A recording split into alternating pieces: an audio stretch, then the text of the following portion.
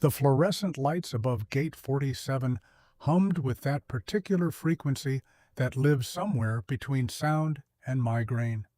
James Robinson sat in the molded plastic chair, his laptop balanced on knees that had seen 62 winters, and tried not to notice the way the young mother 3 seats down kept glancing at him.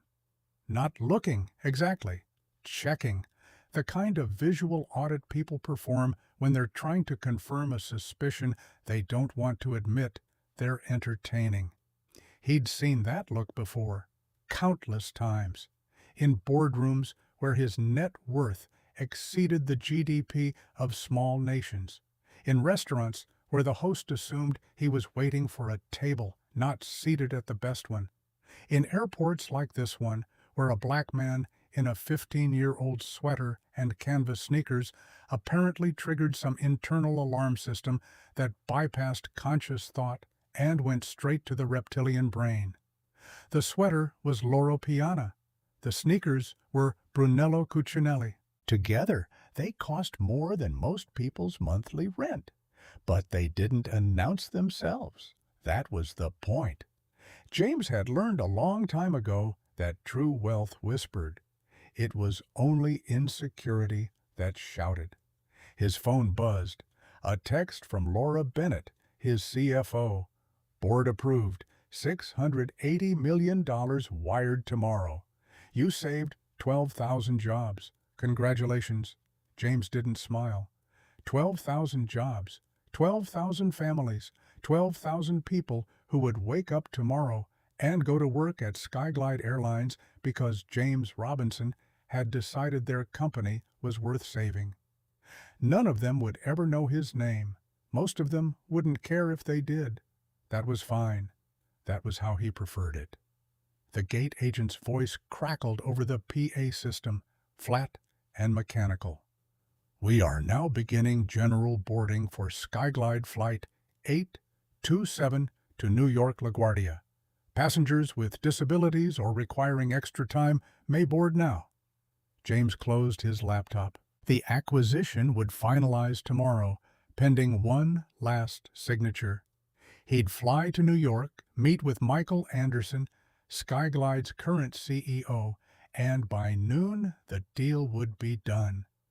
By afternoon, the press releases would go out. By evening, 12,000 people would breathe a little easier. He stood, slinging his backpack over one shoulder. The fabric was frayed at the edges. He'd been meaning to replace it for 3 years, never got around to it. His mother Dorothy had given it to him when he left for college in 1982. She'd saved for 6 months to buy it. Every time he thought about replacing it, he remembered her face when she'd handed it to him. Pride and worry and love all tangled together in a way that made his chest ache even now, 16 years after cancer had taken her. The line at the gate was already forming. James joined it, boarding pass on his phone screen, trying to ignore the way the businessman ahead of him kept shifting his briefcase from hand to hand, creating just a little more distance between them. Karen Phillips stood behind the gate counter, her fingers moving across the keyboard with the practiced efficiency of someone who'd done this 10,000 times. She was 45, blonde hair pulled back in a bun so tight it looked painful, and she wore her 15 years with Skyglide like a badge of honor. She'd seen everything, dealt with everyone. Nothing surprised her anymore. When James stepped up to the counter, she glanced at his boarding pass, then at him, then back at the boarding pass. Her fingers paused on the keyboard. "Sir, are you sure this is your ticket?" The question hung in the air between them. James felt something shift in his chest. Not anger, not yet, just a kind of weary recognition. "Yes, ma'am. I purchased it this morning." Karen's eyes narrowed slightly. Not obviously, just enough that someone watching closely might notice. "It's just unusual. Can I see your ID and the credit card you used to purchase?" James reached for his wallet. Behind him, he could hear the line beginning to grow restless. Shuffling feet, cleared throats, the universal language of impatience. He handed over his driver's license and his American Express black card. Karen took them, held the card up to the light as if checking for counterfeits, then turned to her computer screen and began typing, and typing, and typing. 30 seconds became a minute. A minute became 2. The man behind James sighed loudly. "Is there a problem?" James kept his voice level, calm, the voice he used in board meetings when someone questioned his judgment. "I just need to verify the payment went through. Sometimes there are issues." Karen picked up her phone, spoke in a low voice James couldn't quite hear. He caught fragments: unusual transaction, and need supervisor approval, and just want to be sure. The line behind him had grown to 15 people. A baby started crying somewhere near the back. The businessman with the shifting briefcase checked his watch and muttered something James chose not to hear. 5 minutes. 10. Karen was still on the phone, still typing, still treating his boarding pass like it was evidence in a federal investigation. Finally, a man in a Skyglide supervisor vest appeared. He looked at James's documents, looked at James, looked at Karen. "What's the issue?"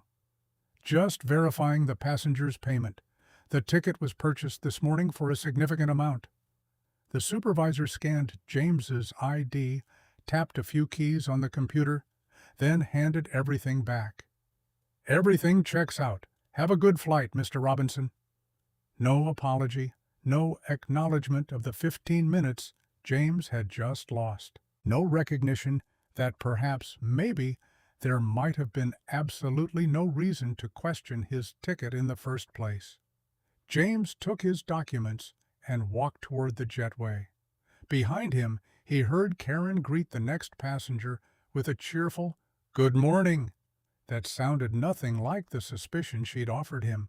The jetway smelled like stale coffee and jet fuel. James walked slowly, letting the anger drain out of his shoulders, out of his jaw, out of the tight knot that had formed in his stomach.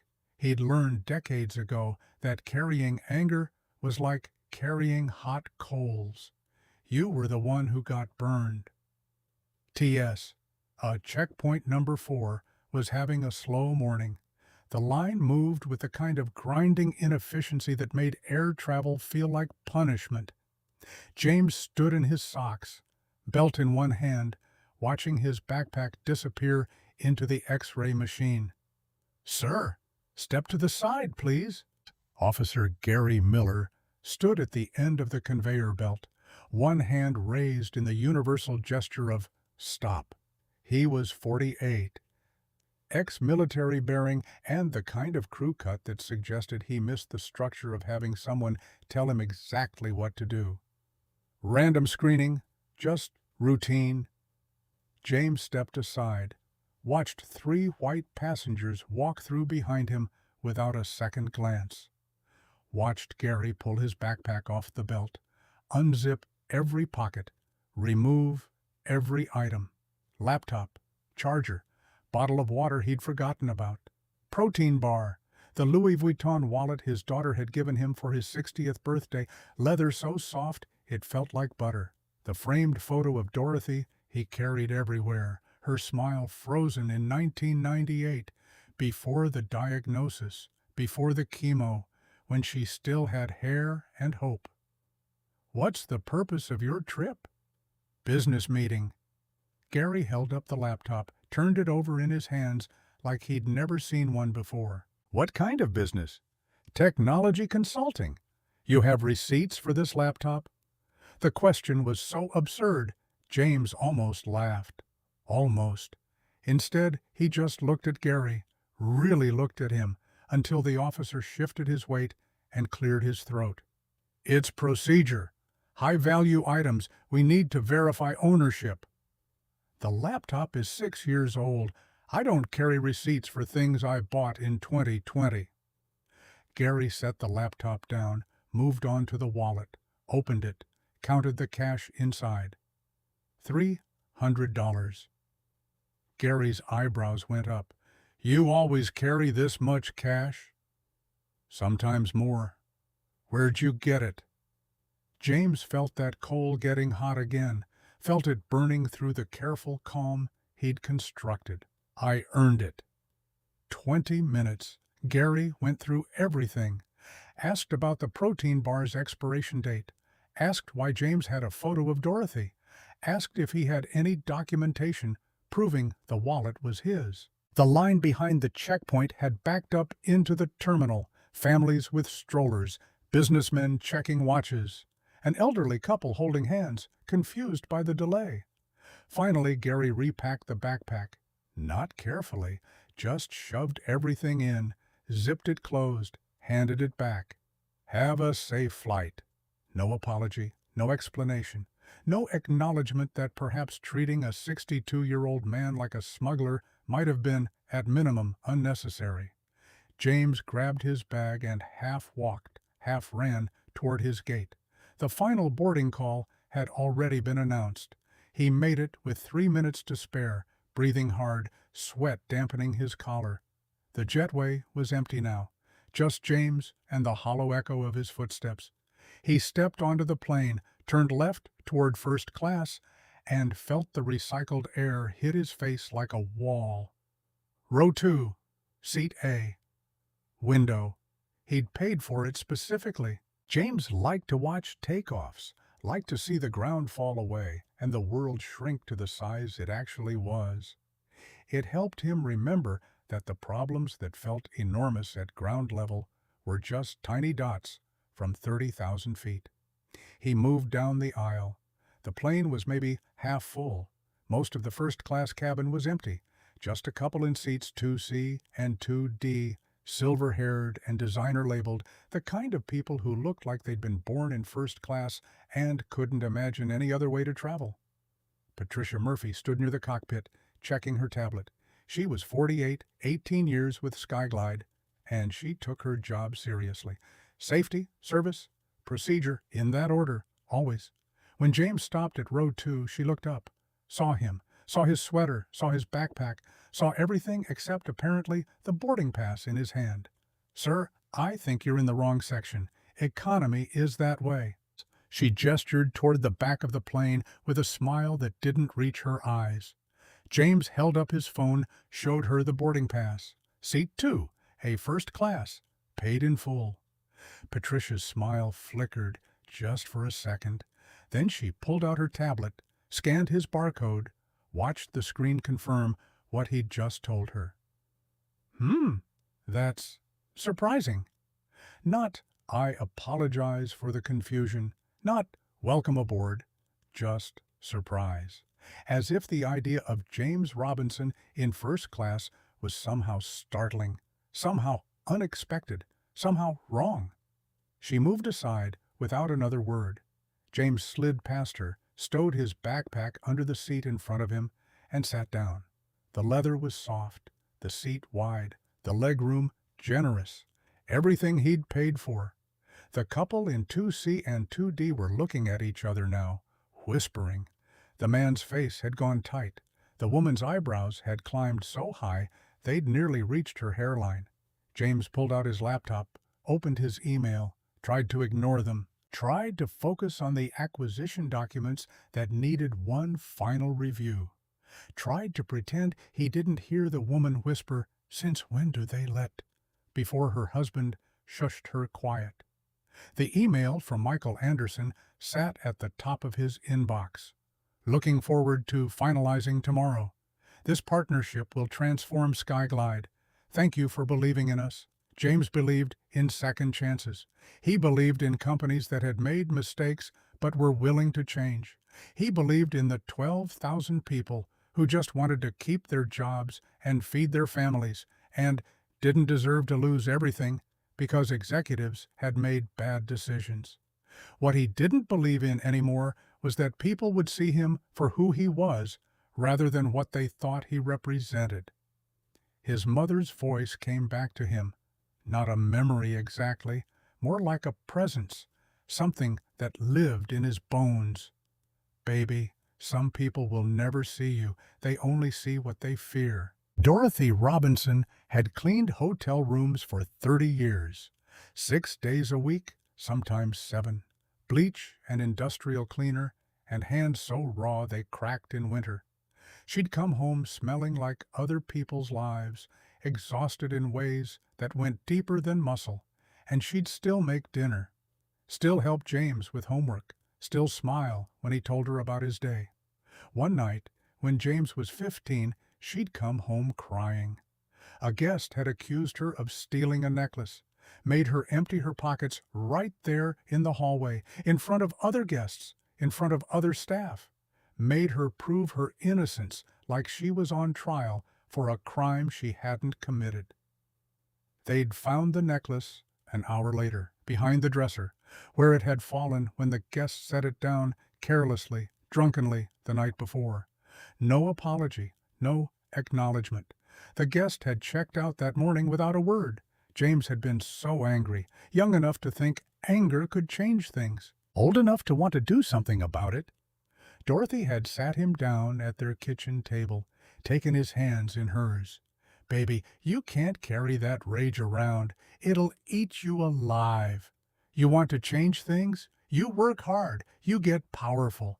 And when you have power, you use it to make sure nobody else has to stand in a hallway emptying their pockets while strangers watch." 35 years later, James had the power, more than his mother could have imagined, more than she'd lived to see. The question that haunted him on nights when sleep wouldn't come was whether he was using it the way she'd wanted. The plane's engines hummed to life. Patricia Murphy walked down the aisle, checking seatbelts, closing overhead bins, performing the choreography she'd mastered over 18 years. When she passed row 2, she didn't look at James, didn't acknowledge him, just moved on to the couple behind him, smiled warmly, asked if they needed anything. James opened the email from Laura again, stared at the number, $680 million, wired tomorrow, final signature in New York, 12,000 jobs saved. He'd built Robinson Tech from nothing, a garage startup in 1991 when people were still figuring out what the internet was, let alone how to make money from it.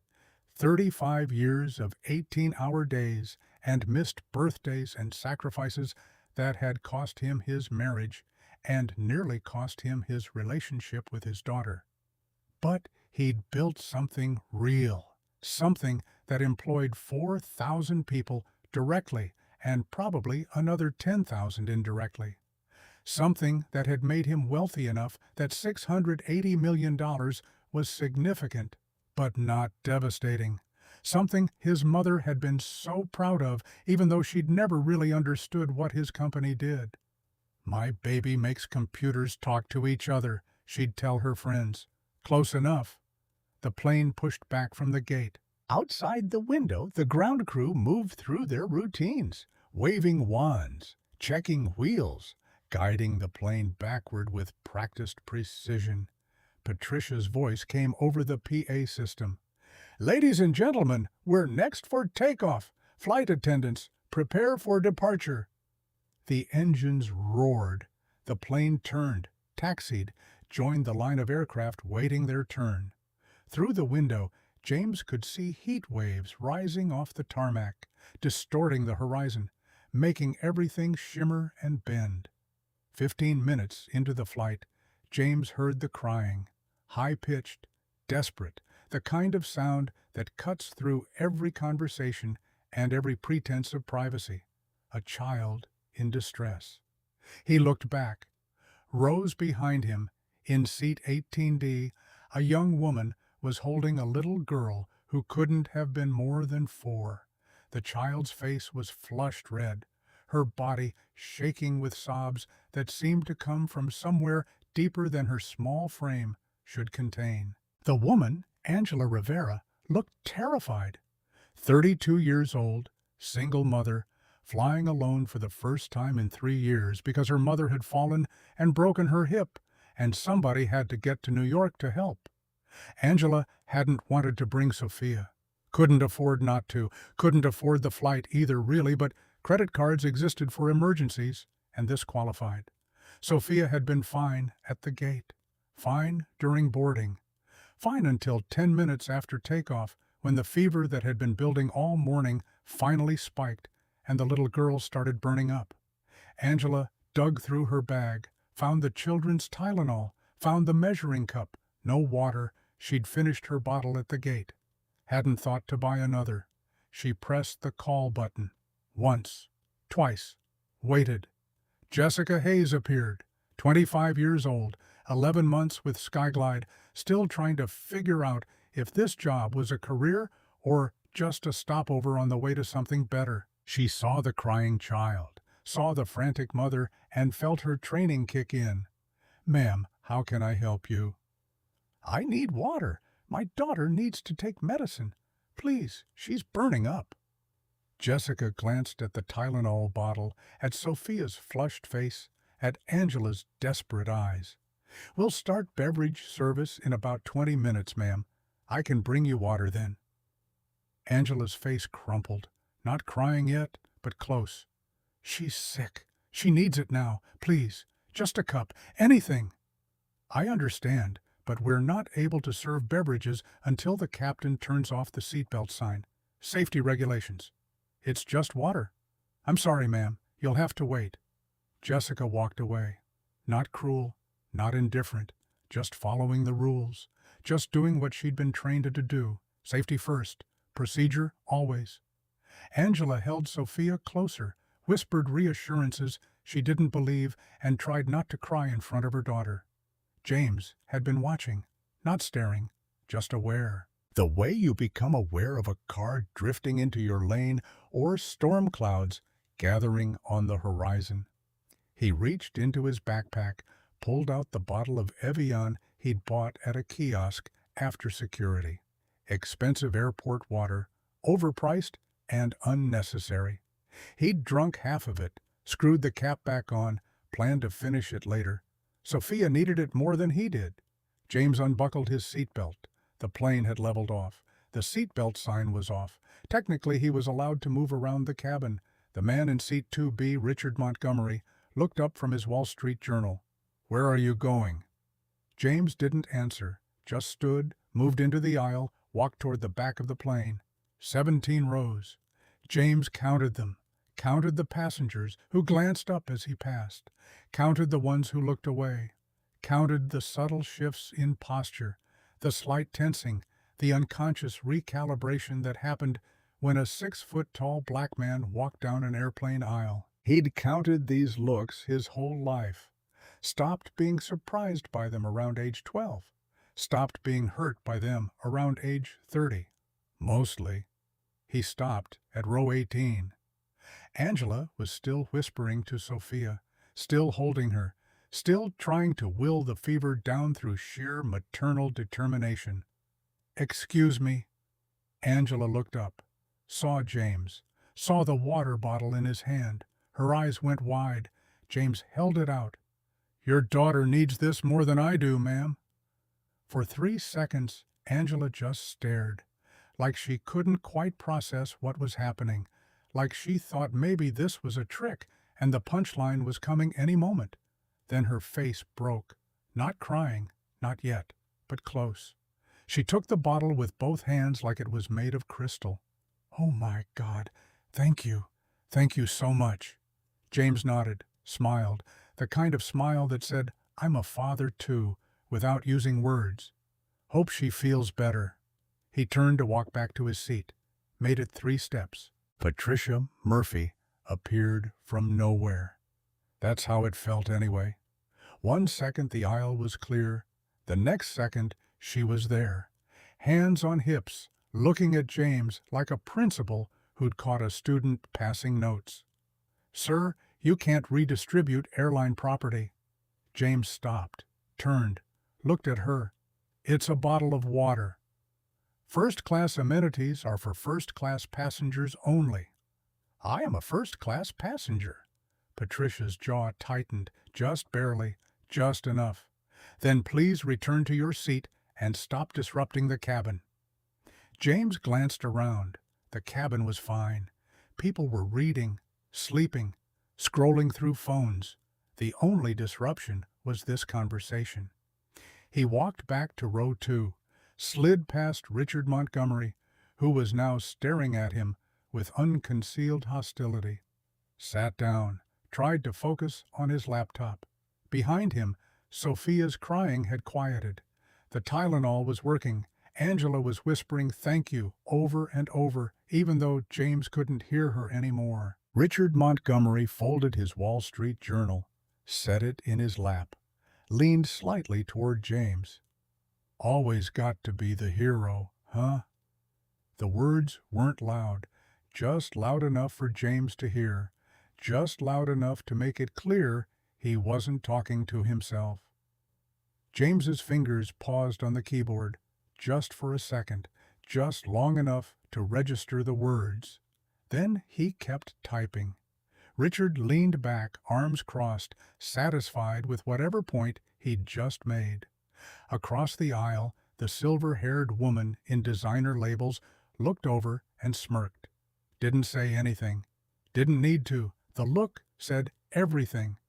James felt that coal again, felt it burning, felt the heat of it spreading through his chest, his throat, his jaw, but he kept typing, kept his eyes on the screen, kept his breathing steady. "Baby, you can't carry that rage around." 10 minutes passed.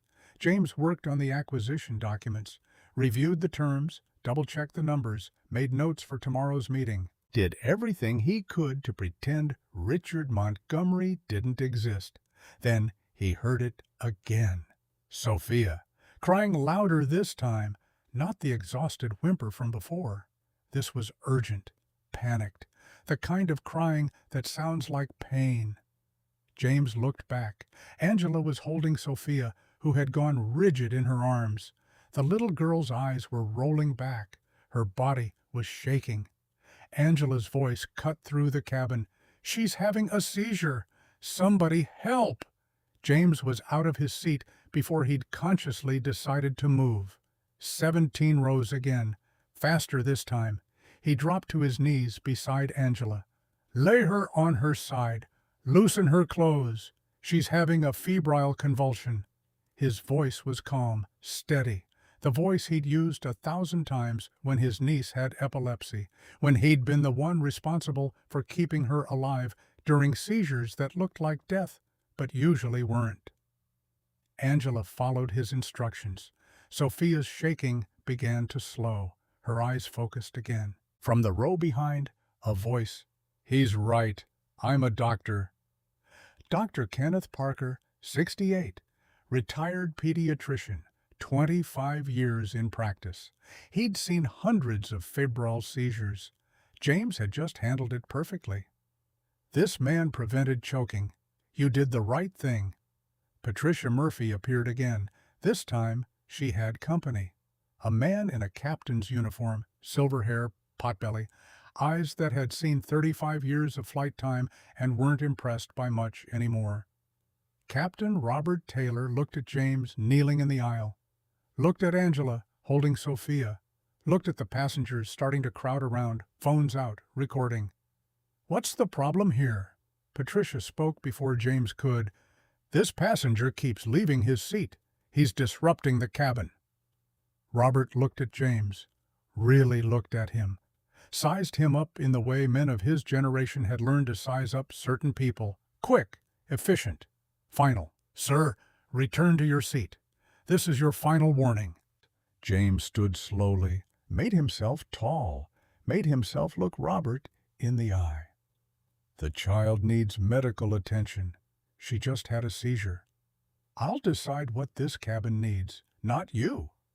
The words hung there, not shouted, not even particularly angry, just absolute. The kind of authority that doesn't ask, doesn't explain, doesn't compromise. James walked back to row 2, sat down, felt every eye in the cabin on him, felt the judgment, felt the assumptions being made, the stories being written, the conclusions being drawn. Richard Montgomery was smiling now, actually smiling. like he'd just won something. 5 minutes later, Richard unbuckled his seatbelt, stood, walked to the front of the cabin. Patricia met him there, and they spoke in low voices James couldn't quite hear. He caught fragments. "That seat. I want it. Diamond member. Deserve first class." Patricia glanced back at James, then at Richard, then at James again. 3 seconds of decision. That's all it took. She walked to row 2, stood over James. "Sir, we need you to move to another seat." James closed his laptop, looked up at her. "I paid for this seat." "We're upgrading another passenger. Operational necessity."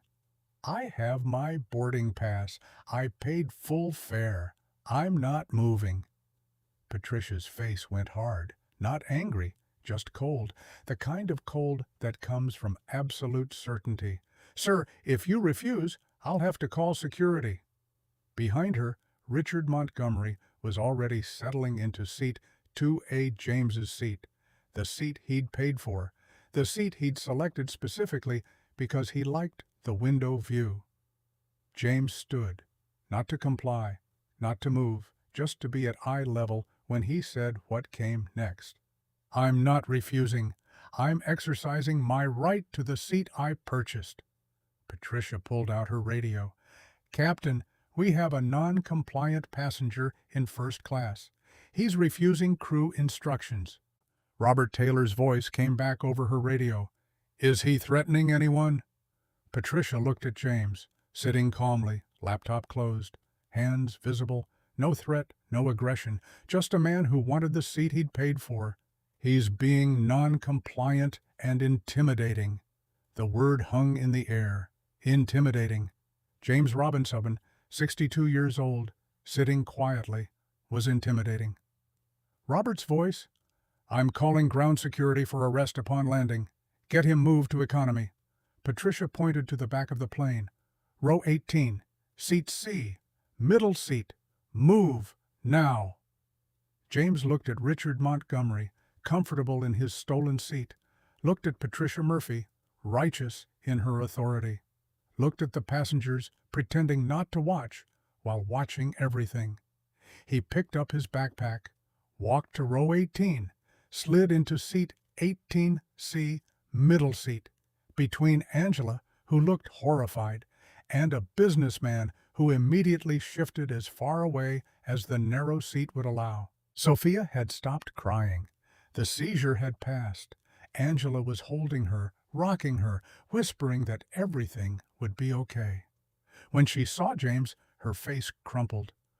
"I'm so sorry. This is my fault. I'm so sorry." James shook his head.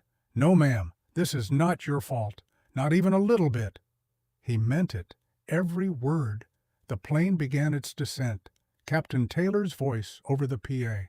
"Flight attendants, prepare for landing."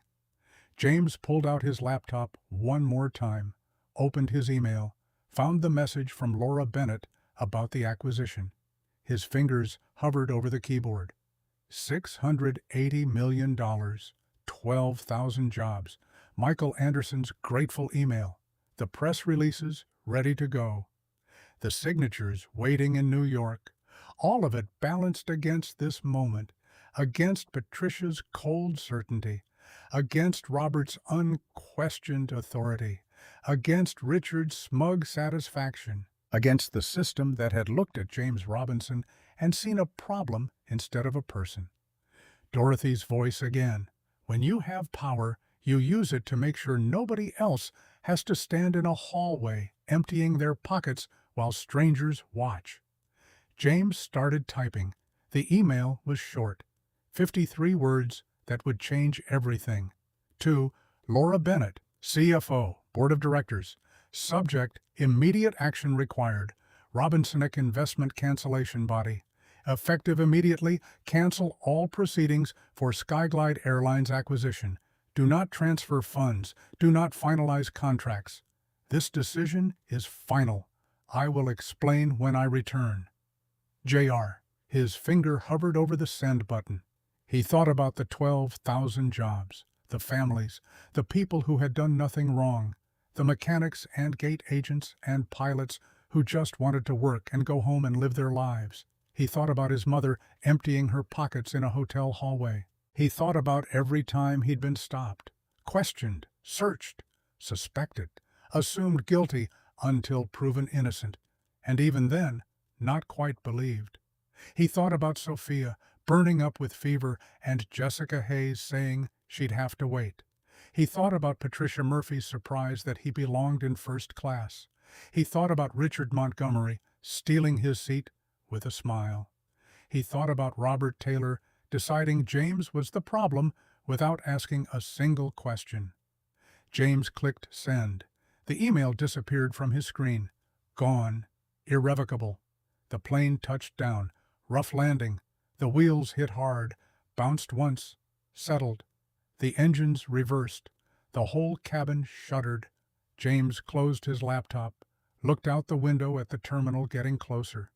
In 15 minutes, everything would change. In 15 minutes, 5 people would learn that assumptions have consequences. In 15 minutes, the quiet man in the old sweater would remind them that power doesn't always announce itself. It just waits. And when it moves, it doesn't just shake the room. It collapses the entire building. The wheels locked. Rubber screamed against concrete. James felt the deceleration in his bones, that familiar pull forward against the seatbelt, the physics of arrival playing out exactly as it had 1,000 times before. The plane slowed, turned, taxied toward the gate with the grinding patience of something too large to hurry. Angela was crying quietly now, Sophia asleep against her chest, the fever broken, or at least temporarily subdued.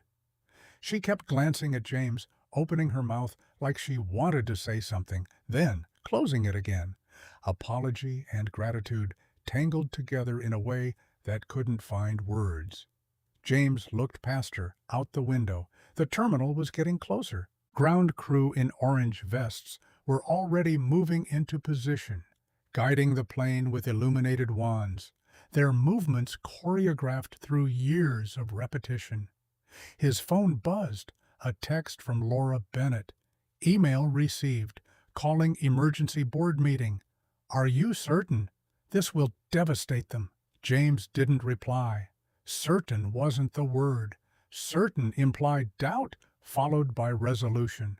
What he felt was something colder, something that had calcified over 62 years of moments exactly like this one. The plane stopped. The seatbelt sign dinged off. Around him, passengers erupted into the usual chaos of arrival. Overhead bins opening, bags being yanked down, everyone suddenly desperate to stand after sitting, to move after stillness, to escape the metal tube that had held them captive for 2 hours. James stayed seated, waited, watched Richard Montgomery in row 2 stand and stretch, completely comfortable in the seat he'd stolen, completely unaware that the man he'd displaced had just sent an email that would cost him everything. Patricia Murphy's voice over the PA. Ladies and gentlemen, welcome to New York LaGuardia. Please remain seated until the captain has turned off the seatbelt sign. Too late. Half the cabin was already standing. Patricia didn't bother correcting them, just started moving down the aisle, checking overhead bins, preparing for the next flight, the next set of passengers, the next routine day in a career built on routines. She didn't look at James as she passed row 18. Didn't acknowledge him, just moved on, her mind already somewhere else. The forward door opened. Passengers began shuffling out. James waited until the crowd thinned, then stood, grabbed his backpack, and stepped into the aisle. He made it 4 steps. Sir, we need you to remain seated. 2 men in airport security uniforms blocked the aisle. The younger one, Christopher Hayes, was built like he'd learned conflict resolution in a boxing ring. 42 years old, 12 years in airport security, and a face that suggested he enjoyed the authority his badge provided. The older one, Donald Freeman was 50, black, and looked deeply uncomfortable with whatever was about to happen. Christopher's hand rested near his belt, not quite on his handcuffs, but close enough to make the threat clear. "There's been a report of disruptive behavior. You need to come with us." James felt every passenger within earshot turn to look, felt their phones come out, felt the moment crystallize into the kind of story people would tell later, the details getting sharper with each retelling, until what actually happened mattered less than the narrative they'd constructed around it.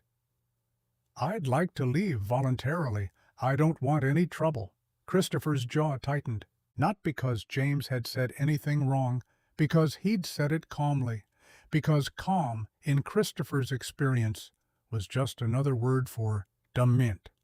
"You should have thought about that before you started causing problems. Hands behind your back." "I'm not resisting. I'll walk with you. You don't need handcuffs." "I'll decide what I need." "Hands, now." Donald Freeman shifted his weight, looked away, the universal body language of a man who knew something was wrong, but lacked the courage to say it. James put his hands behind his back, felt the cold metal click around his wrists, felt Christopher tighten them, not enough to break skin, just enough to hurt. "Officer, the cuffs are cutting circulation." "You'll survive." Christopher grabbed James's arm, yanked him forward. James stumbled, not because he was resisting, because sudden force plus human physics equals imbalance. "Don't resist." "I'm not resisting." Christopher pushed James toward the exit. James's shoulder hit the edge of an overhead bin. Pain bloomed sharp and immediate. He tasted copper, touched his tongue to his lip. Blood. Behind him, a teenager's voice cut through the cabin. "He's not resisting. Why are you hurting him?" Emily, 17, honors student, college applications already submitted, phone already recording everything. Christopher spun toward her. "Put that phone away, or you're next." Emily didn't stop filming. Her generation had grown up knowing that video was the only truth that mattered.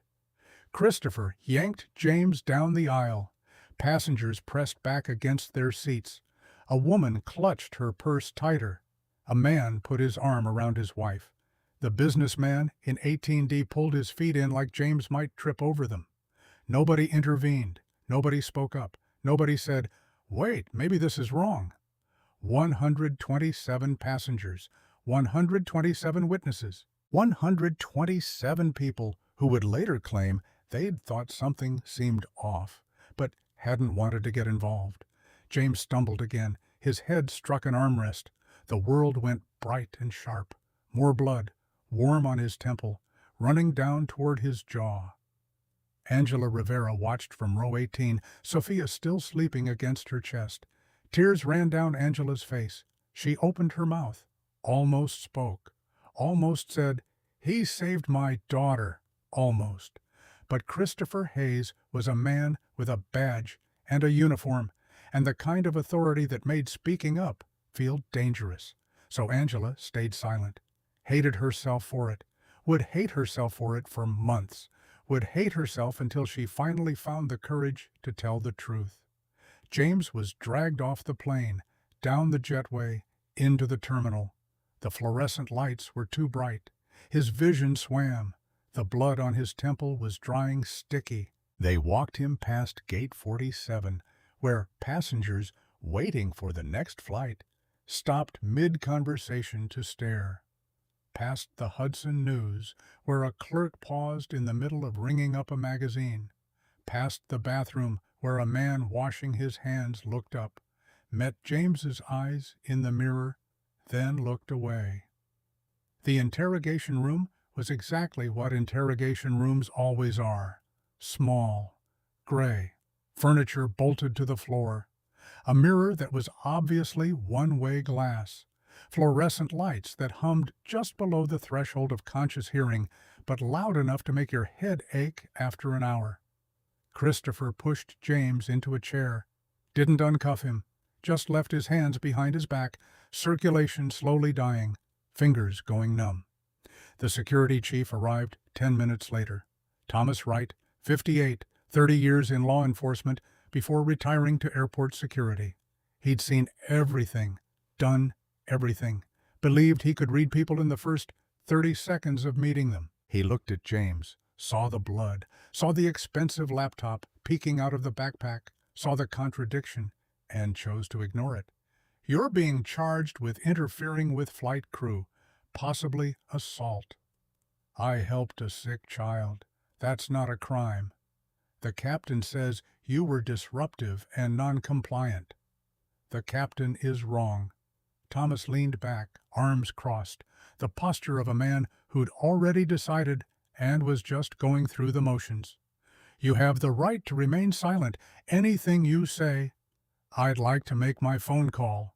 Thomas raised an eyebrow. Not surprised exactly, just mildly interested. You can call your lawyer from holding. I'm calling someone else first. Something in James's voice made Thomas pause, made him pull out his personal cell phone instead of the room phone, made him hand it over even though procedure said not to. James dialed with numb fingers, had to try twice before he got the number right. The phone rang once, twice. Then a voice cheerful and unsuspecting. Michael Anderson. Michael, James Robinson. The cheer drained out of Michael's voice, replaced by something that sounded almost like panic. James, are you calling about the acquisition? We're all set for tomorrow. Everything's ready. The board is... Ground Flight 827, now. Silence. Complete. The kind of silence that feels like falling. I'm sorry, what? Your crew just had me beaten and arrested. Your captain lied. Your flight attendant racially profiled me. Ground, the plane. Michael's breathing went ragged. James could hear him walking, could hear a door closing, could picture him in some private space, trying to process words that didn't make sense. James, you were on 827? Row 18C, middle seat, economy, because your crew decided my first-class seat should go to someone who looked like they belonged there. Oh my God, not a curse, a prayer. The kind people make when they realize they're standing at the edge of something terrible and gravity is about to take over. I'm 20 miles from the airport. The plane is probably taxiing for the return flight. You have 15 minutes to ground it. Get every executive to that gate and figure out how to convince me not to walk away from $680 million. James, please, I didn't know. 14 minutes now. James handed the phone back to Thomas Wright. The security chief's face had gone the color of old paper. Who did you just call? James leaned back in his chair, as much as the handcuffs allowed. The pain in his wrists was constant now, sharp, but manageable. The man who was about to save your employer from bankruptcy. 20 miles away, Michael Anderson was already running, not literally, but close. Down the hallway of Skyglide headquarters, past executive assistants who'd never seen him move that fast, into Laura Bennett's office without knocking.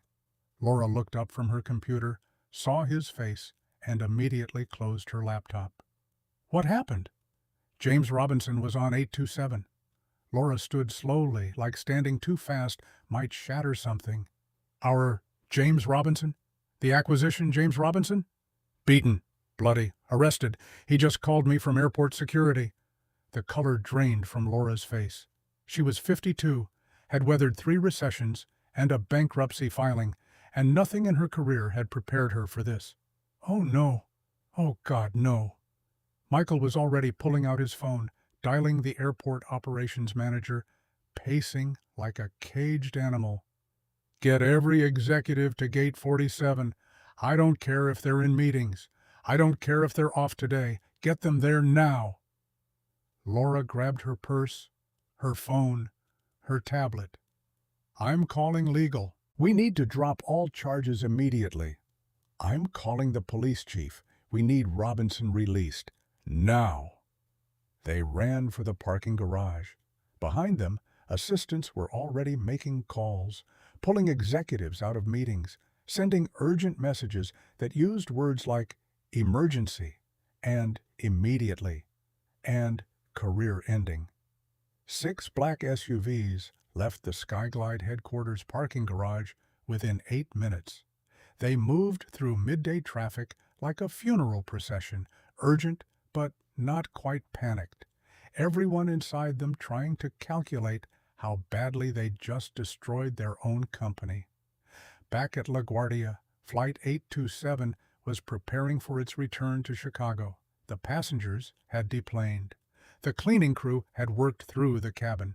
Fresh passengers were beginning to board for the westbound leg. Captain Robert Taylor sat in the cockpit running through his pre-flight checklist, the same routine he'd performed 35,000 times over 35 years. Everything was normal. Everything was fine. Just another day. His radio crackled. Skyglide, 827 tower, hold position. Do not taxi. Repeat, hold position.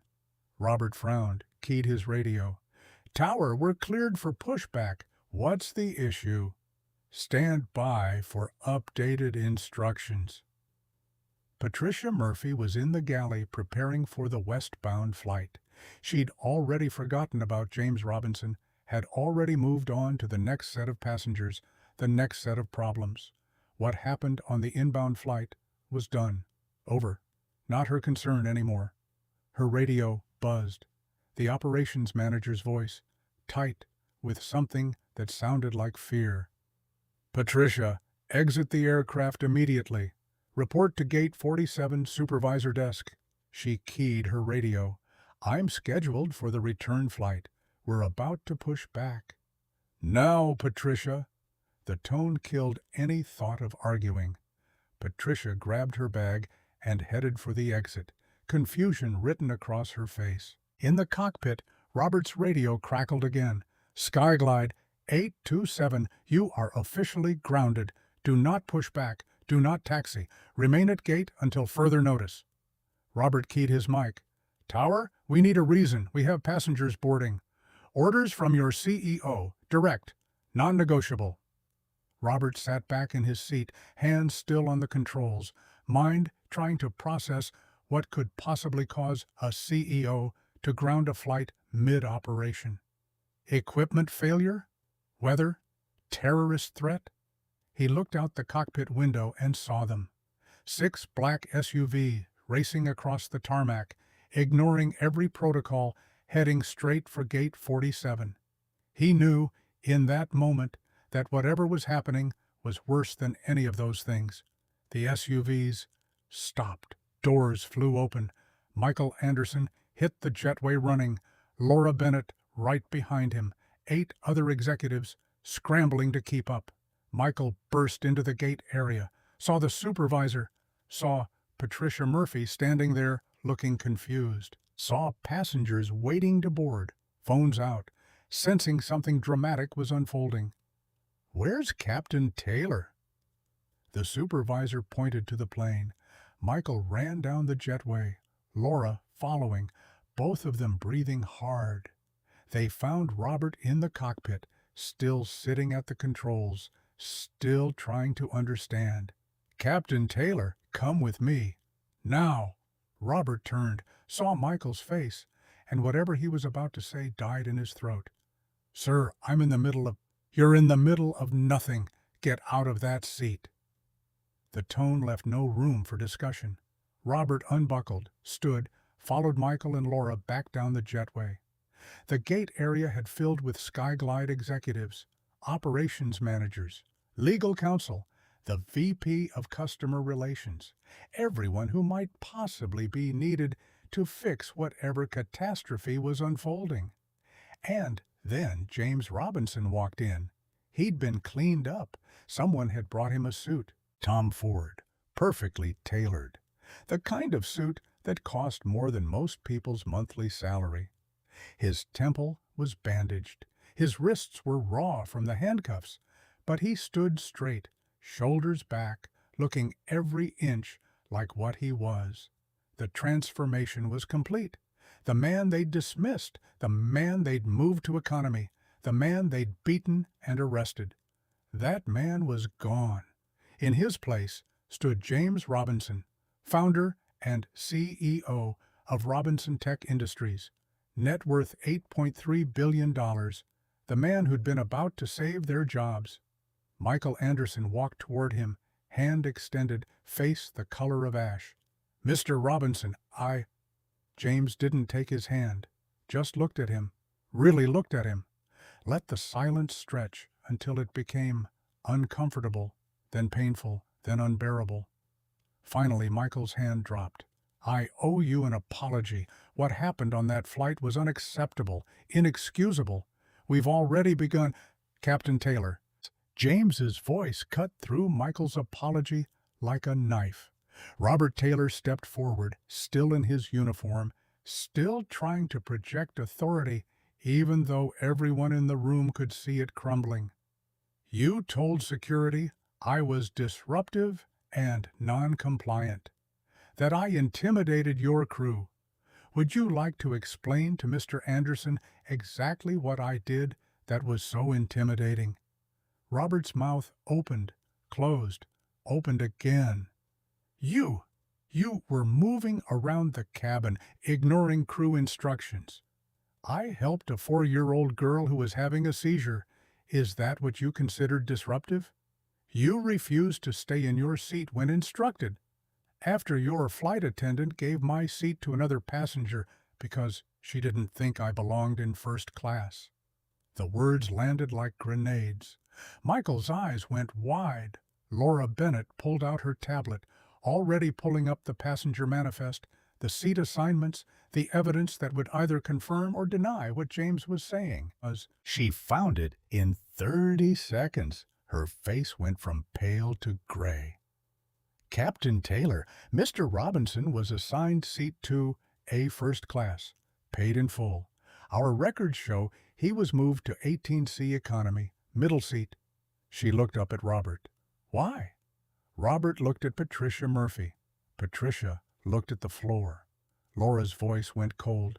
"Why was a first-class passenger moved to economy?" Patricia's voice was barely a whisper. "Another passenger requested the seat."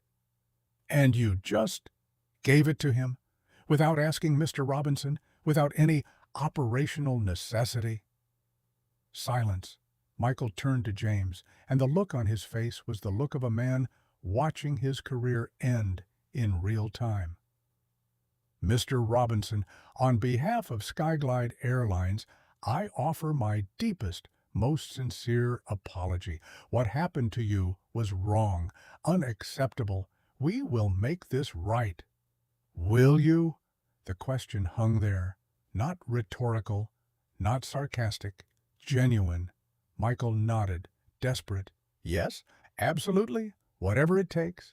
James reached into his pocket, pulled out his phone, opened his email, turned the screen toward Michael. "Then explain how you're going to make this right for the 12,000 employees who are about to lose their jobs."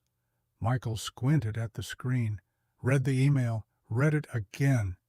The blood drained from his face so fast, Laura actually reached out to steady him. You canceled the acquisition? Effective immediately.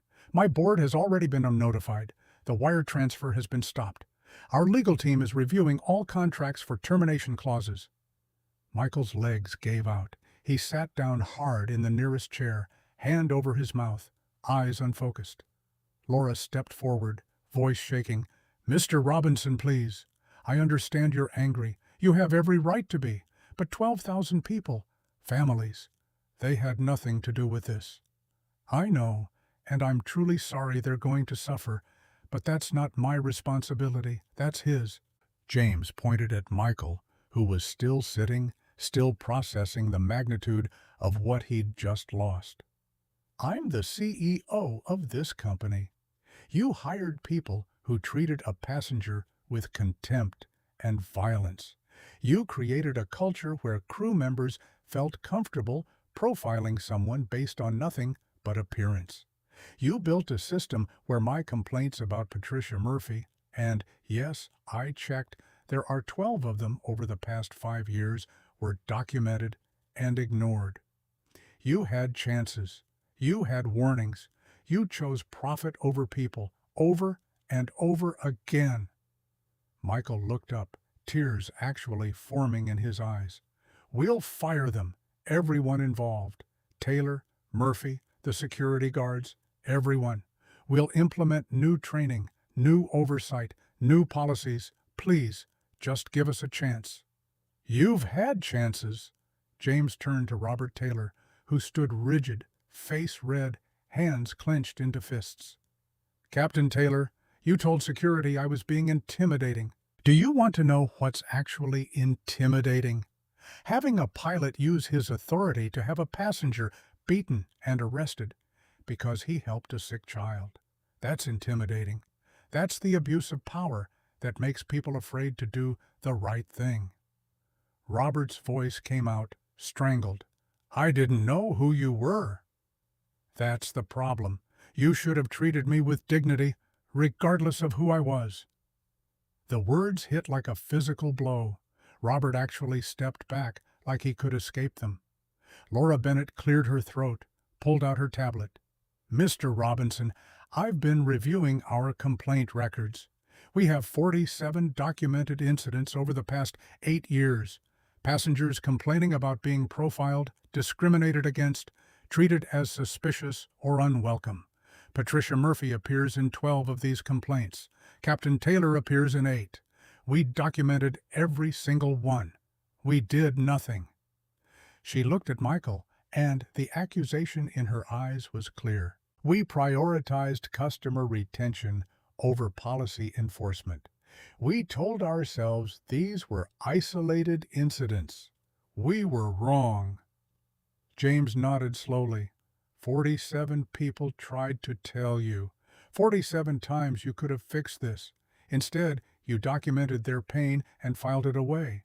Made them feel like the problem was them, not your company.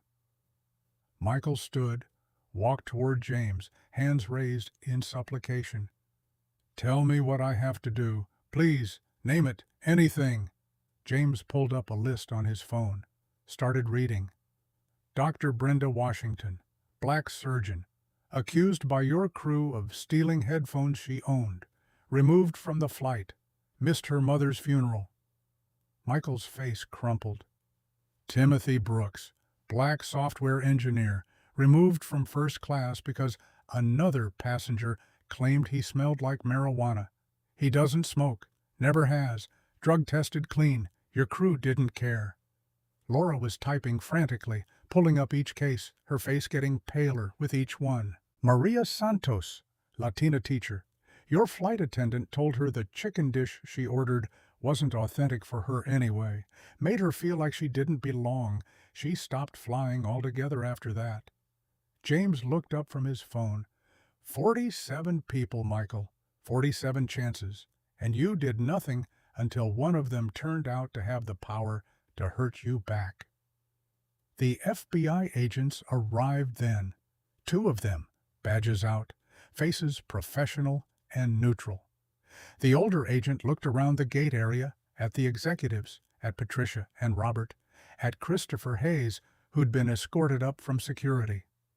We're here to take custody of several individuals for questioning regarding civil rights violations and assault.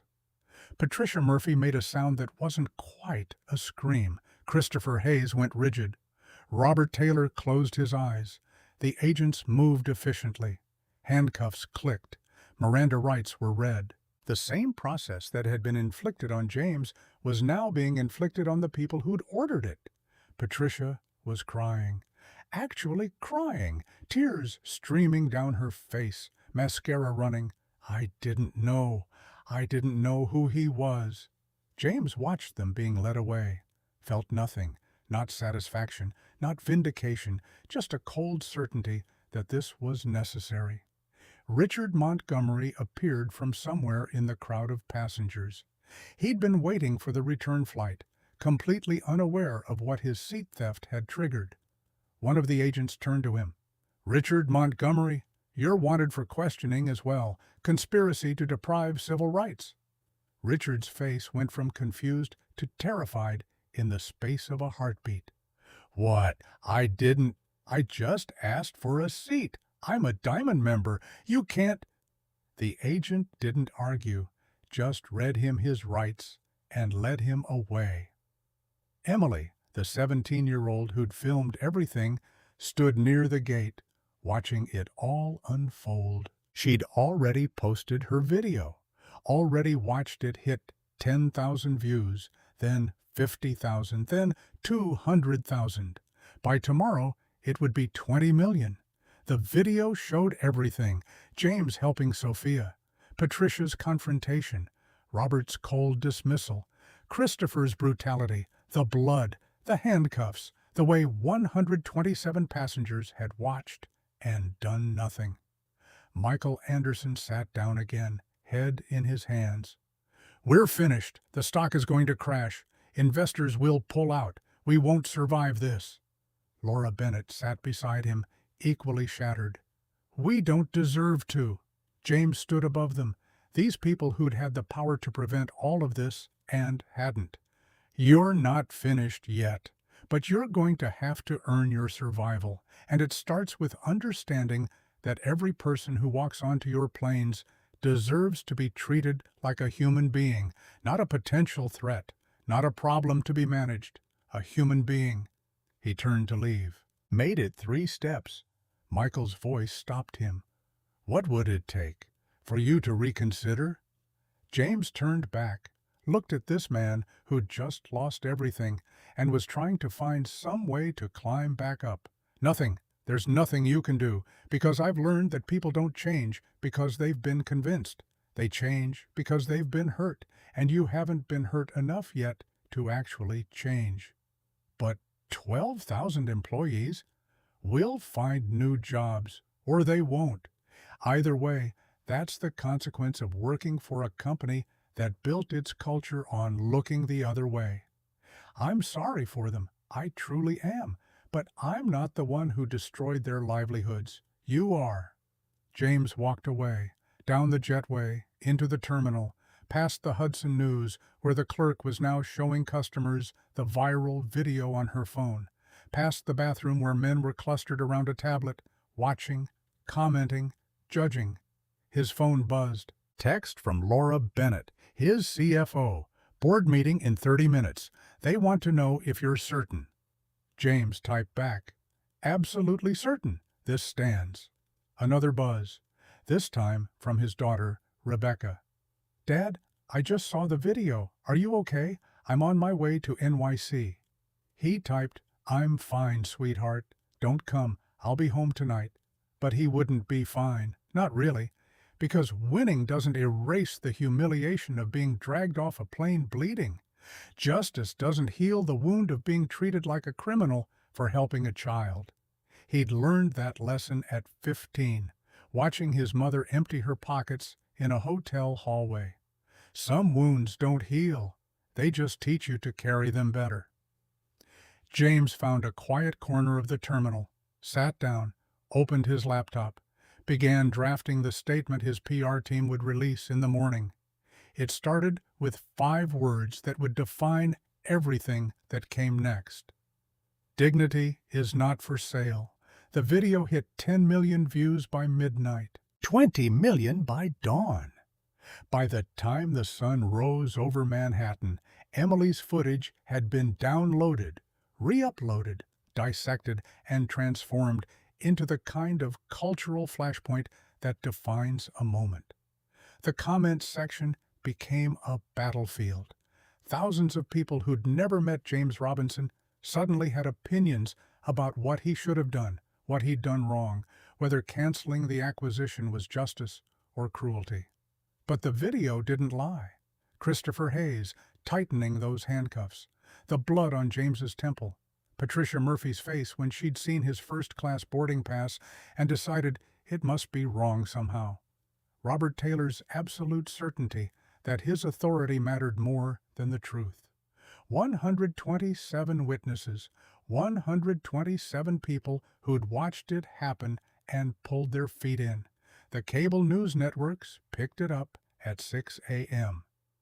By 7, James Robinson's face was on every morning show, every news ticker, every social media feed. Not the James in the Tom Ford suit who'd stood in that gate area radiating quiet power.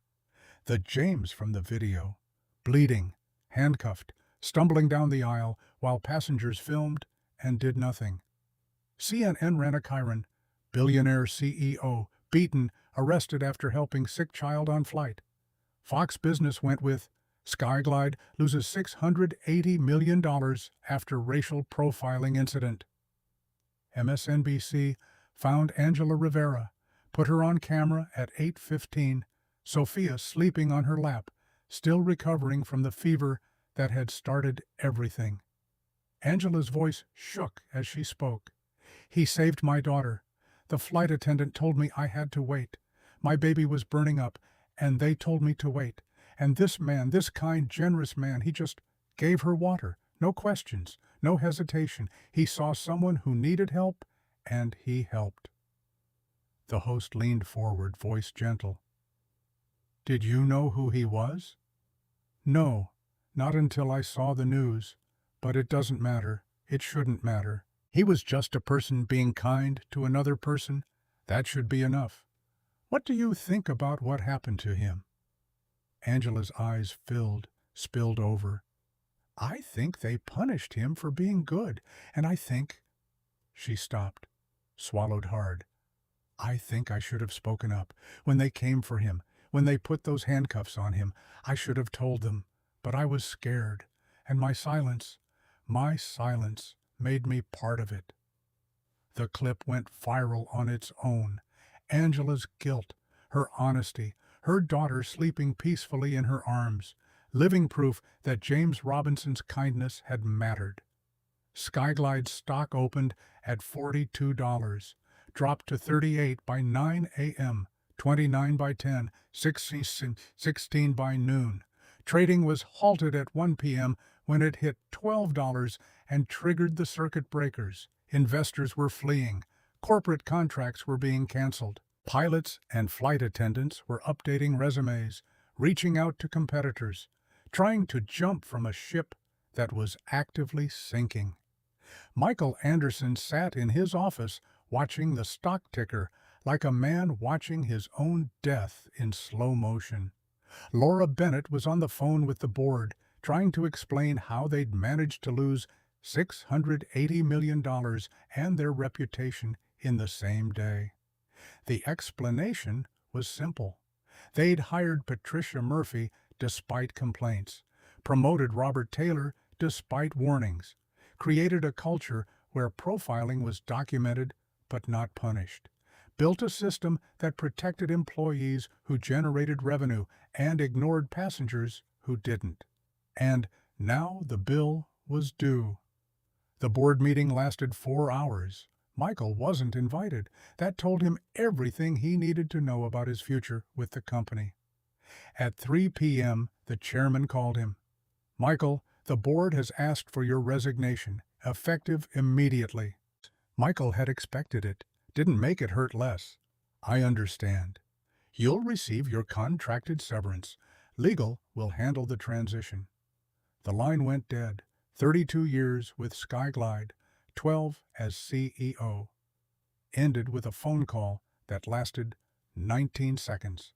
Michael packed his office in boxes, found the photo from 1998, Skyglide's first 787 delivery, him young and hopeful, standing beside the aircraft with the whole future ahead of him. Wrapped it in newspaper, sealed the box, walked out past assistants who wouldn't meet his eyes.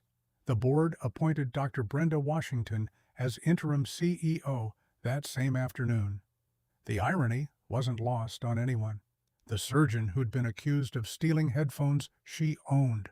The woman who'd missed her mother's funeral because Skyglide's crew had profiled her. Now she was running the company. Her first action was a press conference, 4 p.m., carried live on every major network. Brenda stood at a podium, no notes, just conviction. I'm standing here because James Robinson forced this company to look at what it had become, not what it claimed to be, what it actually was. A place where appearance mattered more than character, where assumptions mattered more than evidence, where maintaining the status quo mattered more than doing what was right. She paused, let the words settle. I'm implementing a zero-tolerance policy for discrimination. One complaint, one investigation, one consequence. No more documentation without action. No more benefit of the doubt for employees who've received multiple warnings. No more protecting our image at the expense of our passengers' dignity. A reporter shouted a question. What about the 12,000 employees? How do you save their jobs without the Robinson acquisition? Brenda's face tightened. I don't know yet, but I know this. We don't deserve to be saved if we're not willing to change. And real change costs something. Sometimes it costs everything. The press conference lasted 30 minutes. Brenda answered every question, didn't hide, didn't deflect, didn't blame the individual employees when the system itself was broken. By 5 p.m., she'd fired Patricia Murphy. Robert Taylor, Christopher Hayes, and Richard Montgomery's complaints had resulted in his permanent ban from Skyglide. Their personnel files were turned over to the FBI. Their careers were over, but that was just the beginning. The FBI investigation moved fast. Agents pulled 8 years of complaint records, interviewed 47 victims, built a pattern that showed systematic discrimination across multiple hubs, multiple crews, multiple flights. Patricia Murphy sat in an interrogation room at 6 p.m., lawyer beside her, trying to understand how her career had ended in federal charges. The agent across from her laid out photos. 12 different passengers, 12 different flights, 12 complaints where Patricia had profiled, questioned, or removed someone based on nothing but appearance. You want to explain the pattern, Ms. Murphy? Patricia's voice came out small. I was doing my job, following protocol. Which protocol requires you to question a passenger's ticket 3 times before accepting it's legitimate? Silence. Which protocol says you give a paid first-class seat to another passenger without asking the original occupant? More silence. Which protocol allows you to label a passenger intimidating when he's sitting quietly at his seat? Patricia's lawyer leaned in, whispered something. Patricia shook her head, tears streaming. I didn't know who he was. The agent leaned back, arms crossed. That's not a defense, Ms. Murphy. That's the whole problem. The trial would take 9 months, but the outcome was never really in doubt. Video evidence, 127 witnesses, 47 prior complaints, a pattern so clear even the most skeptical jury couldn't ignore it. Patricia Murphy was convicted of civil rights violations, sentenced to 2 years federal prison, served 14 months, lost her house to legal fees. Her husband filed for divorce during the trial. Her daughters stopped calling. When she was released, she applied to every airline, every hotel, every customer service position within 50 miles. Nobody would hire her. Her name was poison. Google her, and the first result was Emily's video. 10 million views of her worst moment, frozen forever. She ended up at a truck stop diner off I-80, night shift, $9 an hour, serving coffee to long-haul drivers who sometimes recognized her, sometimes didn't, but either way left small tips that barely covered gas. One night, 3 months into the job, a black family came in. Father, mother, 2 kids. They sat in her section. Patricia's hands shook so badly she could barely hold the order pad. The father ordered pancakes for the kids, coffee for himself and his wife, smiled at Patricia like she was a person, not a viral video-made flesh. When they left, They tipped $5 on a $22 check, more than 20%, more than Patricia deserved, more than she could bear. She cried in the bathroom for 10 minutes, couldn't explain why, couldn't articulate the weight of receiving kindness from the very people she'd spent 18 years viewing as threats.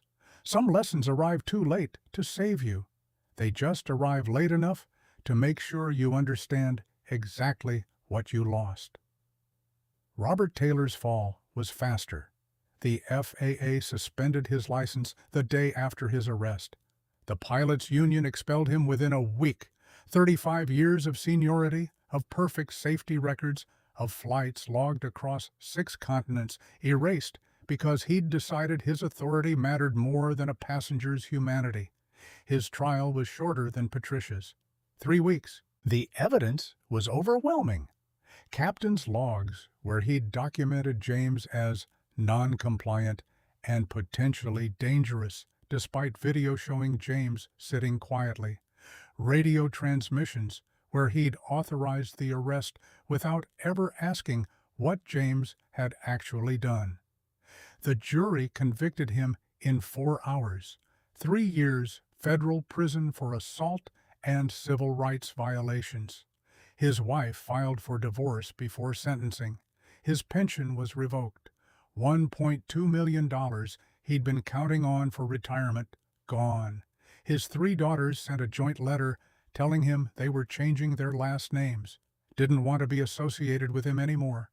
Robert served 20 months, got out on good behavior, applied to every regional airline, every cargo carrier, every charter service. Nobody wanted a captain who'd gone viral for racial profiling and assault.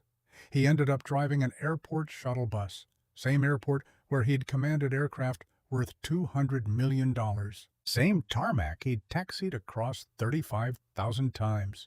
His former colleagues saw him, avoided eye contact, pretended not to recognize the man who'd once been their union representative, their mentor, their friend. One afternoon, a passenger getting on the shuttle looked at Robert, really looked at him, then pulled out his phone, started scrolling, found something, got off the shuttle without a word. Robert knew what he'd found, knew his face was permanently stamped onto that moment, knew he'd spend the rest of his life being recognized for the worst thing he'd ever done. He drove the shuttle route, airport to rental car center to hotel district back to airport, over and over, a loop as endless as his regret. Christopher Hayes got 4 years. The video of him tightening the handcuffs when James asked him to loosen them, the moment he'd pushed James and caused the head injury, the blood, the brutality. All of it captured in high definition from 3 different angles. His police pension was revoked. His wife took the kids and moved to California, changed the kids' last names to her maiden name, told them their father was dead. Easier than explaining he was in federal prison for assault under color of authority. Christopher served 3 years, applied for security jobs when he was released. Shopping malls turned him down, banks turned him down, schools definitely turned him down. He worked warehouse night shifts, $14 an hour, loading trucks, moving boxes, avoiding eye contact with anyone who might recognize him. One night, the warehouse hired a new supervisor, Emily, the 17-year-old who'd filmed everything, now 23, fresh out of college with a degree in criminal justice. She recognized Christopher immediately. He saw the recognition in her eyes, waited for her to fire him, to use her power the way he'd used his. Instead, she just nodded, assigned him to a different shift, never mentioned it, never brought it up, never weaponized his past against him. That kindness was somehow worse than punishment. It forced Christopher to carry his guilt without the relief of martyrdom, forced him to live with what he'd done without the comfort of claiming victimhood. Some nights he wished she'd just fired him. Richard Montgomery's destruction was financial. His investment firm terminated him the day the video went viral. Liability risk too high, reputation too damaged. The lawsuit James had filed, $2.3 million for conspiracy to deprive civil rights, wiped out Richard's savings. His wife divorced him, took the kids, the house, most of the assets. His country club membership was revoked. His friends stopped calling. Richard was convicted of conspiracy, served 12 months. When he was released, every financial institution had blacklisted him. His Series 7 license was revoked. His CFA charter was suspended. He sold insurance door to door, made enough to rent a one-bedroom apartment in a building where the heat sometimes worked and the elevator never did. One day, 18 months after his release, Richard went to buy a plane ticket. Not Skyglide. They'd banned him for life. Another airline.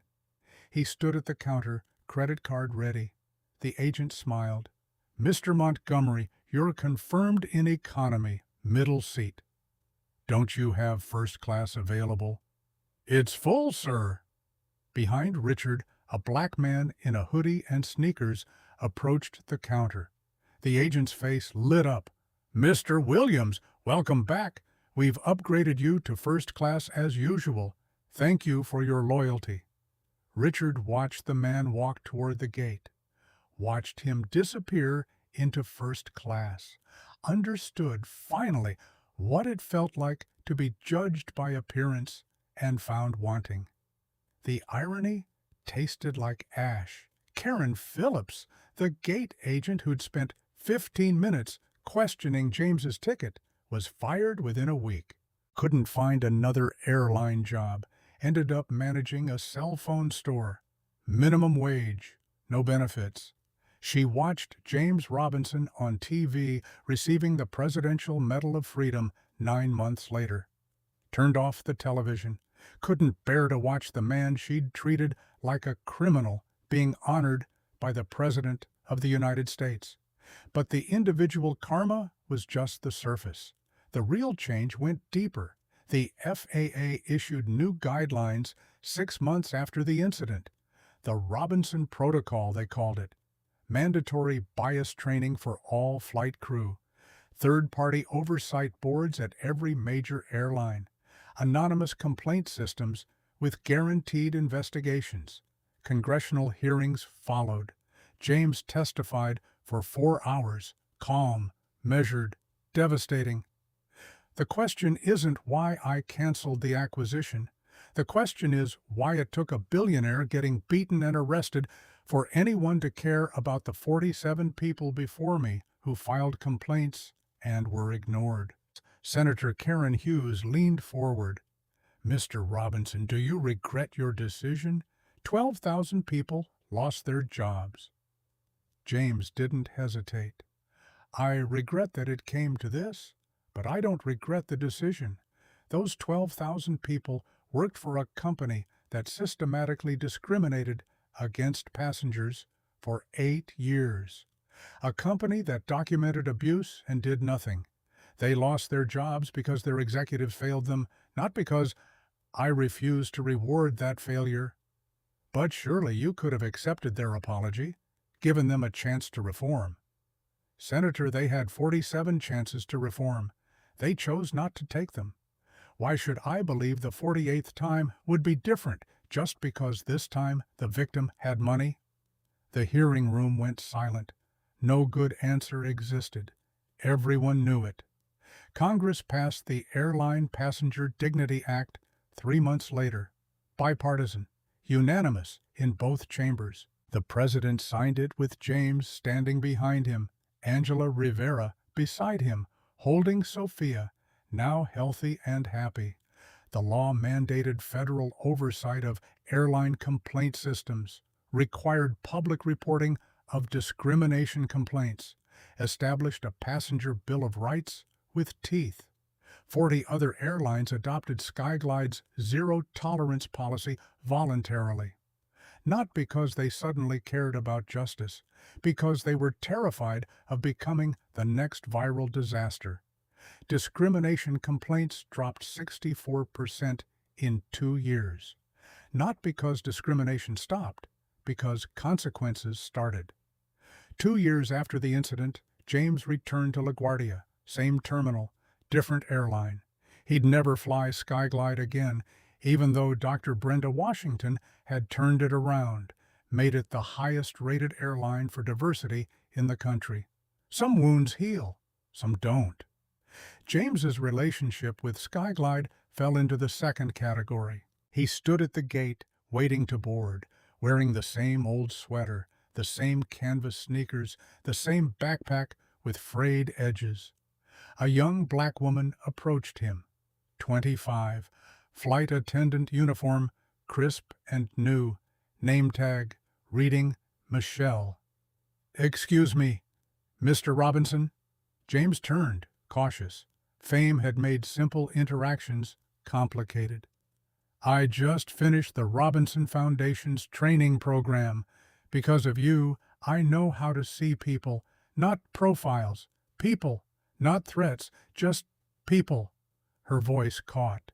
James felt something shift in his chest. "That's good. Thank you for telling me." "No, sir, thank you. My mom was a housekeeper, like your mother. She raised me the same way, taught me the same lessons. And now I get to carry those lessons into my work because you made sure the industry had to change." James's eyes burned. He blinked hard. "Your mother would be proud. So would yours." They stood there for a moment. Two people connected by the same history, the same lessons, the same understanding that dignity isn't something you demand. It's something you give. The boarding call came. James walked down the jetway, found his seat. Row 12, economy. He'd purchased first class, chosen to fly economy instead. An elderly white woman sat in the window seat. She smiled as James sat down. "Good morning." "Good morning." Simple, human, the way it should always have been. The plane took off. James pulled out his laptop. The wallpaper was a photo of Dorothy Robinson in her housekeeper uniform, smiling at the camera, pride and exhaustion mixed in her eyes. He touched the screen gently, whispered words only he could hear. "I did it, Mama. Mama, I stayed true. That's all you ever asked." The plane climbed. The city fell away below. James looked out the window at the world shrinking to its actual size. His phone buzzed. Text from Laura Bennett, his CFO. The Robinson Foundation just received its largest donation yet, $50 million from an anonymous donor. Note attached, for the next generation who won't have to bleed to be believed. James smiled, closed his laptop, leaned back in his seat. He'd lost nothing that mattered. The $680 million? Just money. It would come back. It always did. But what he'd gained was permanent. A system that worked differently. A culture that valued dignity. A generation of flight attendants like Michelle who'd been trained to see people instead of profiles. That couldn't be bought, only earned. The cost had been high. 12,000 jobs, 4 people's careers, a company's near destruction, his own blood on an airplane floor. But some things are worth the price. Some fights matter more than the casualties. James Robinson had learned that lesson in a hotel hallway at 15, watching his mother empty her pockets while strangers judged her guilty. He'd spent 47 years building the power to make sure nobody else had to learn it the same way. The money he'd walked away from would save other companies, create other jobs, fund other dreams. But the dignity he'd protected by walking away? That was priceless. That was permanent. That was the only inheritance that actually mattered. The plane leveled off at 35,000 feet. The seatbelt sign dinged off. Around James, passengers unbuckled, settled in, began the small rituals of flight. Nobody looked at him twice. Nobody questioned his presence. Nobody assumed he didn't belong. Just a man in an old sweater, flying economy, carrying his mother's backpack and his mother's lessons and the quiet knowledge that power isn't measured in dollars. It's measured in the dignity you protect when protecting it costs you everything. 3 rows ahead, a young mother struggled with a crying baby. The flight attendant offered water without being asked, smiled genuine warmth, saw a person who needed help and helped. Simple, human, the way it always should have been. James closed his eyes. Let the engine noise wash over him. Let the altitude steal his breath the way it always did. Somewhere below, Skyglide was rebuilding. Dr. Brenda Washington was creating something better from the ashes. Patricia Murphy was serving coffee at 3 a.m. Robert Taylor was driving a shuttle bus. Christopher Hayes was loading trucks. Richard Montgomery was selling insurance nobody wanted. And 12,000 employees had scattered to 40 other airlines, carrying with them the knowledge that culture matters, that choices have consequences, that looking the other way isn't neutral, it's complicit. The system had changed because one man refused to accept that his dignity was negotiable, refused to believe that kindness deserved punishment, refused to save a company that had systematically failed the people it was supposed to serve. That refusal cost him $680 million. It bought him something worth infinitely more. The plane began its descent toward Chicago. James opened his eyes, looked out at the city approaching, at the airport where this had all started, at the gate where he'd been questioned, searched, profiled, and dismissed. He would never forget, would never stop fighting, would never accept that people like Patricia Murphy and Robert Taylor were anomalies instead of symptoms. But he would also never stop believing that change was possible, that people could learn, that the next generation could be better if someone forced them to be.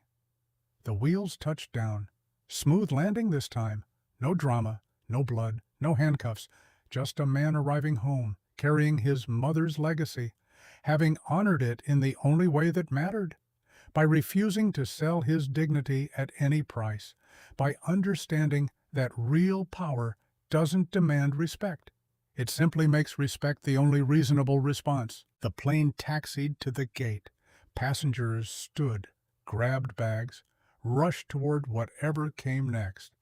James waited. Let them go. No hurry, no urgency. He had time.